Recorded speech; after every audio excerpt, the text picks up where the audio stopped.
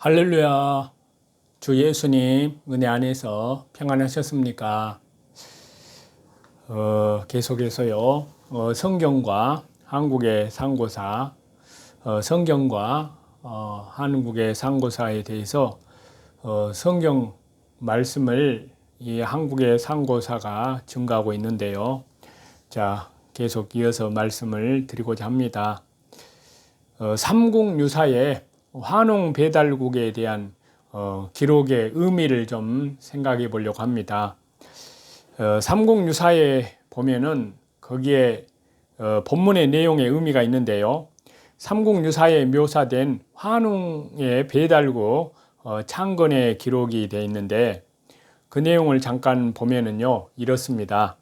불교식으로 7,000년이 넘는 환인환국에서 환웅 배달국에서 단군조선 3대 제국의 역사를 축소시킨 것이라고 할 수 있습니다. 자, 삼국유사의 본문의 내용을 보면요.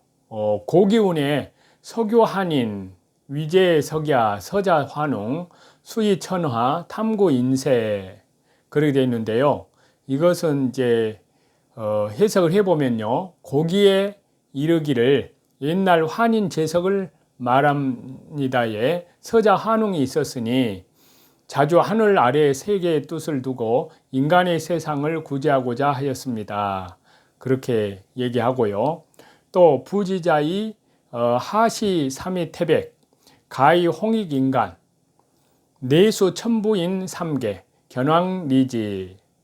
자, 이것을 해석해 보면요. 아버지가 아들의 뜻을 알고 아래로 삼위 태백을 굽어보니 인간에게 널리 이익을 줄만 하기에 천부인 세계를 주어 보내 그곳을 다스리게 하였습니다. 옹술도솜참 강어 태백산정 즉 태백금묘향산 신단수화 위지신시 시위 환웅천왕야. 환웅은 삼천의 무리를 거느리고 태백산 꼭대기 곧 태백이니 지금의 묘양산 백두산 신단수 아래에 내려와 그곳을 신시라 일컬으니 이가 곧 환웅천왕이다 라고 하고요. 장풍 배구 사운사 이주 곡주 명주병주 형 주선 악범 주인 간 360 여사 제세 이화 풍복과 우사 그리고 운사에게 곡식과 생명 그리고 질병과 형벌 및 선악을 맞게 하고 무릇 인간 세계 360여일을 주관하여 세상에 머물며 다스려 교화하였다고 그렇게 기록을 하고 있습니다. 자, 여기에 대한 삼국유사의 내용에 대한 다양한 해석이 있는데요. 첫 번째는 시대적 변화를 단계적으로 반영하는 것으로 이해하는 견해가 있고요. 자, 이 견해에서는 당시의 시대적 변화를 다음 3단계로 나누는데요. 즉 1단계에서는 시족 사이에서 단순한 시족 토템이 생겼고 2단계에서는 군사민주주의 단계로 이행하는 시기에 군사수장으로서의 단군이 등장했으며 3단계에서는 계급국가 형성 뒤에 고조선 국왕으로서의 단군이 등장한 것으로 그렇게 보았습니다. 자, 두 번째 해석은요. 사회 경제사적 관점에서 고대 국가의 성립을 반영하는 것으로 이해하는 견해입니다. 이 견해에서는요. 단군 신화에 등장하는 풍백, 우사, 운사, 선, 악, 곡형 등의 360가지 인간사 등의 단어들이 갖는 의미를 분석하여 단군 신화에 나타난 사회가 부권 중심의 농경사회 내에서 계급 분화가 이루어지고 지배자가 등장한 청동기 시대 초기라고 보았습니다. 또한 곰과 호랑이, 환웅과 웅녀의 결혼 등의 내용을 통하여 토템을 믿는 몇 개의 종족이 결합하여 부족국가를 형성하는 과정을 반영한 것으로 그렇게 이해하고 있습니다. 두 번째 견해가 그렇습니다. 세 번째 견해는요. 단군 신화를 신석기 시대 문화를 반영하는 것으로 보는 견해입니다. 이 모든 것이 다 진화론적인 관점인데요. 무신론적인 그런 관점에서 이렇게 생각을 하는 겁니다. 그러나 이제 성경에 비추어서 해석을 해보면요. 이따가 말씀을 드리겠습니다만은 먼저 세 번째 견해는 우리의 신석기 문화가 시베리아 지역과 관련이 되고 시베리아 신석기 문화의 담당자가 고아시아족이라는 사실을 바탕으로 단군 신화의 시대적 성격이 신석기 문화와 연결되고 있다는 주장입니다. 이것이 세 번째 견해고요. 네 번째 견해는 단군 신화를 네 단계의 역사적 발전 단계를 압축시킨 것으로 보는 견해입니다. 자, 이 견해에서는요, 무리 사회 단계인 환인시대, 불악 사회 단계인 환웅시대, 불악 연맹체 사회 단계인 환웅과 웅녀의 결혼시대, 국가 사회 단계인 단군시대로 보아서 한민족의 역사적 체험, 즉 인류 사회의 보편적 발전 과정을 그대로 담고 있다고 주장을 합니다. 자, 이에 따르면요, 각 시대를 고고학 자료와 연결시켜 환인 시대는 1만 년 이전의 구석기 시대와 중석기 시대, 환웅 시대는 1만 년 전후부터 6천여 년 전까지의 전기 신석기 시대, 환웅과 웅녀의 결혼 시대는 6,300에서 4,300여 년 전, BC 2,300년경의 후기 신석기 시대, 그리고 고조선 시대는 BC 2,300년경부터 BC 2세기 말까지로 보아서 신화의 내용 대부분을 역사적 사실로 받아들이고 있습니다. 자, 이와 함께 랴오닝 지역의 풍화 문화가 청동기 문화로서 단군의 개국 연대와 연결된다고 주장하고 있습니다. 자, 이것이 네 번째 견해인데요. 자, 다섯 번째로 저와 여러분, 우리들의 견해입니다. 우리 민족의 역사를 불교식으로 애곡, 축소시켰다는 사실입니다. 위에 말씀드린 네 번째 견해가 다 그렇습니다. 그리고 하나님 신앙을 가진 우리 민족의 역사를 신앙적 해석으로 복원을 해야 한다는 것이 우리들의 견해입니다. 자, 삼국유사의 이 기록이 BC 7197년부터 시작된 환인 환국, BC 3897년부터 시작된 환웅 배달국, 그리고 BC 2333년부터 시작된 단군 조선으로 이어지는 우리 민족의 역사, 또 특별히 하나님의 신앙의 역사를 불교식으로 윤색하고 신화화하여서 애곡시킨 것으로 우리는 그렇게 봅니다. 그렇기 때문에요, 여기서 우리는 역사 본래의 의미, 신앙적 의미로 다시 재해석을 하고 그 의미를 복원해야 한다고 우리는 그렇게 보고 있습니다. 지상 최후의 전쟁에 대해서 말씀드리다 말았는데요. 자, 우리는 이 심판을 백보자 심판이라고 합니다. 그러니까 요한계시록 20장 7절부터 15절까지의 내용인데요. 백보자 심판의 대상은 주님을 따르는 그리스도인들이 아니라 주님을 믿지 않고 예수님을 믿지 않고 마귀를 추종했던 자들이 이 백보자 심판대에 서게 됩니다. 이미 모든 그리스도인들은 부활과 환난 통과로 1000년 동안 주 예수님과 더불어서 왕처럼 살아오면서 둘째 사명의 심판이 없음을 약속을 받았습니다. 그러나 그 기간 동안에도요, 주 예수님께서 비록 통치를 하지만 주 예수님을 인정하지 않는 자들과 창세 이후에 주 예수님을 인정하지 않고 죽은 모든 자들에 대한 하나님의 최종 심판이 이루어지는 장소, 이루어지는 곳이 바로 백보자 심판이라고 할 수 있는데요.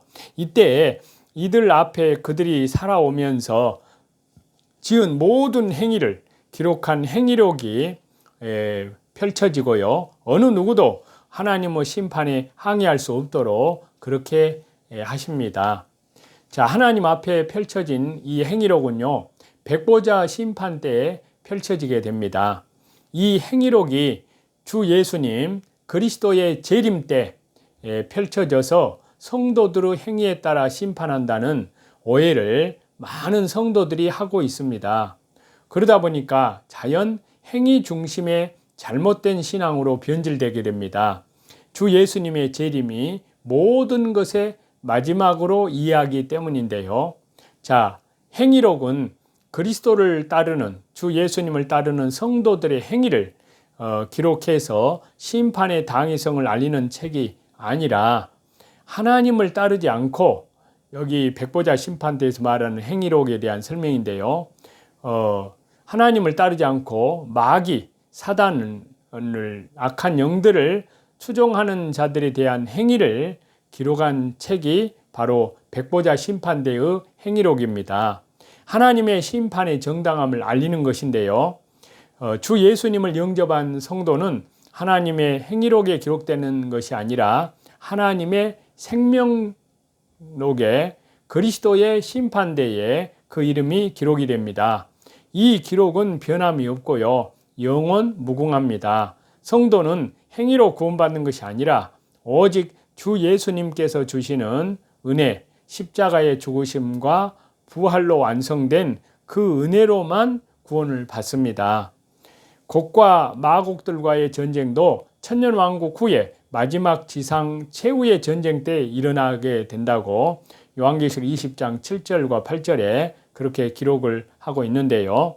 잠시 풀려난 악한 사탄이 곡과 마곡을 미혹하면서 천년왕국 동안에도 주 예수님을 영접하지 않은 자들이 가세하면서 주 예수님을 대적해 일으키는 전쟁이 지상 최후의 전쟁입니다. 그리고 이 땅에서의 마지막 전쟁이 되는 것입니다. 주 예수님 재림 때 그리스도인들이 가져야 할 신앙의 인격인데요. 자, 거기에 대한 말씀을 또 드리는데요. 믿는 자든 믿지 않는 자든 주 예수님께서 다시 오실 시간을 알면서 장래에 대한 올바른 관점을 가질 수 있는 사람은 아무도 없다는 것인데요. 정상적으로 생각하고 행동하는 것이 불가능해질 것이라는 겁니다.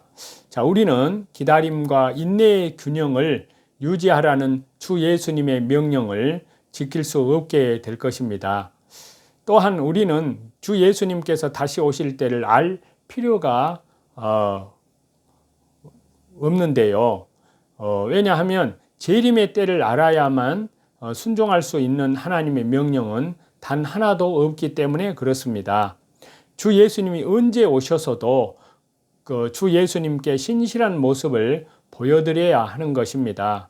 미리 그 시간을 알아버린다면 우리의 마음은 예전과 같을 수 없고요. 결과적으로 하나님을 향한 순수한 헌신을 증명할 기회를 놓치게 된다는 것인데요. 자, 우리가 재림의 때를 알 필요가 없는 확실한 증거가 있습니다. 그것은 이 비밀이 천사들에게도 감춰져 있다는 것입니다. 그래서 마가복음 13장 32절에도요. 그날과 그때는 아무도 모르나니 하늘의 천사들도 아들도 모르고 오직 아버지만 아시느니라. 지난번에 말씀드린 것처럼 마가복음은 예수님조차 그 때를 알지 못하셨다고 분명하게 말합니다. 모든 것을 아는 하나님이면서도 아버지의 뜻에 순종한 아들은 이 부분에 있어서만큼은 철저하게 배제되었습니다. 예수님이나 천사들이 주 예수님의 재림의 시간에 대해서 관심이 없을 것이라고 생각하는 이가 혹 있을까 모르는데요. 성경은 천사들도 그들에게 감추어진 영적 진리들에 대한 호기심을 가지고 있다고 베드로전서 1장 12절에 그렇게 전합니다. 분명 그들도 이 진리에 대해서 알고 싶어 할 것입니다. 그리고 결국 마지막 때에 일어날 일들에 직접적으로 관여하게 될 것인데요.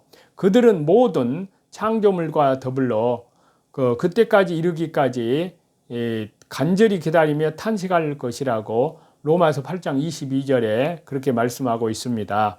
예수님도 한 인간으로서 자신이 주 예수님이 재림하실 때를 알고픈 욕구가 있었을 것입니다. 그러나 주 예수님은 항상 그러셨던 것처럼 겸손히 성부 하나님의 뜻에 순종을 하셨습니다.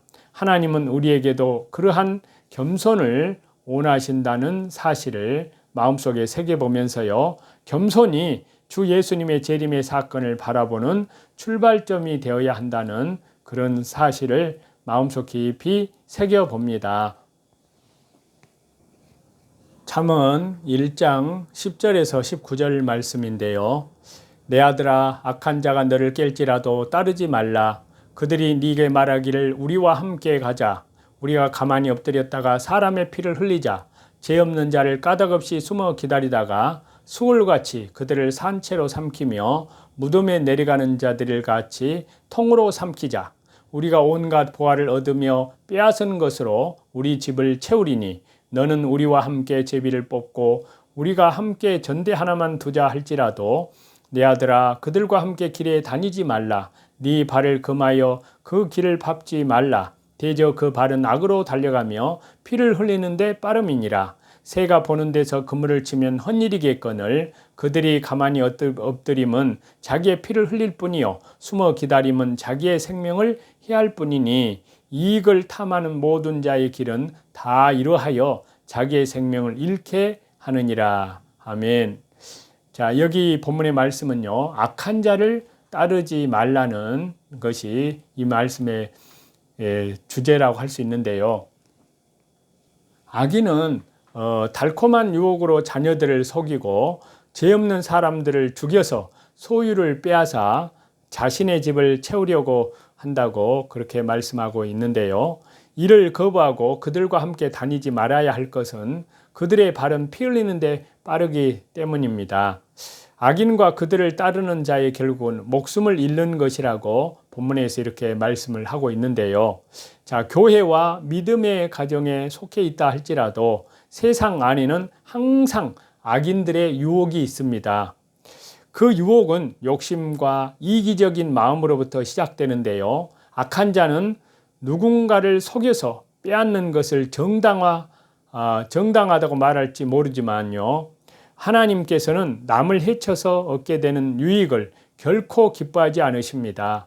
성경에는 욕심이 자라나서 죄를 낳고 죄가 장성해서 사망을 낳는다고 그렇게 기록해서 말씀하고 있는데요. 오늘 저와 여러분의 욕심과 이기심 때문에 받고 있는 유혹은 무엇인지 한번 새겨봅니다. 그리고 학교나 직장에서 사업장에서 일터에서 누군가에게 피해를 입히면서 나의 유익을 추구하고 있지는 않은지를 점검해 보는 그런 마음입니다. 그래서 오늘 하루도요, 하나님의 은혜 가운데에서 말씀 중심으로, 기도 중심으로, 예배 중심으로 또 밖으로는 이뤄진 영혼들에게 하나님 나라의 생명의 복음을 전파하시는 저와 여러분이 다 되시기를 우리 주 예수 그리스도 이름으로 간절히 축원합니다. 찬송 드리시겠습니다.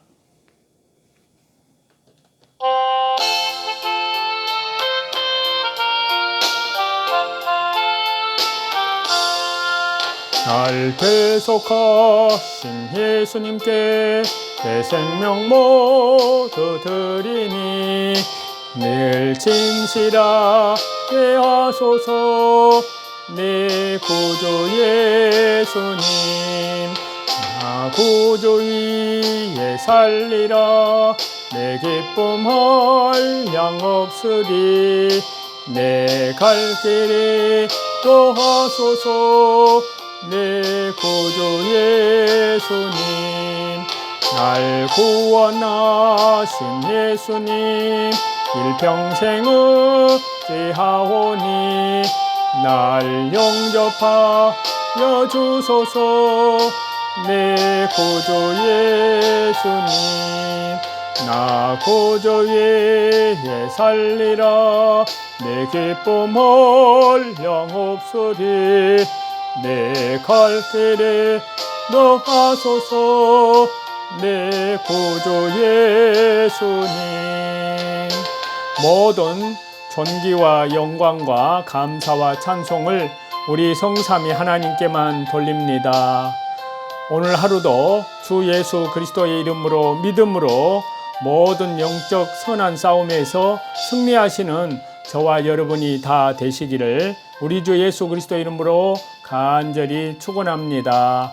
감사합니다.